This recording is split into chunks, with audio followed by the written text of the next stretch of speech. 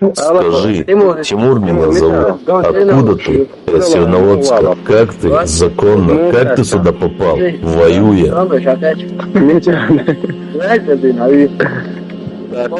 Что вы в Бамуте с этими русскими сделали? Вам их не жалко? Вы же их покрошили там.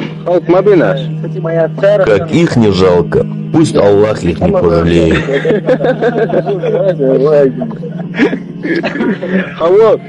Подожди, некоторые смятения из-за слухов, что Бамут сдали, Бамут взяли. Что ты по этому поводу сказал бы? Я не знаю, какие у них там смятения. У нас никаких смятений нет.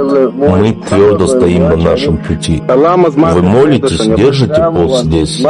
Конечно, с дозволением Аллаха мы молимся и держим пост. Да,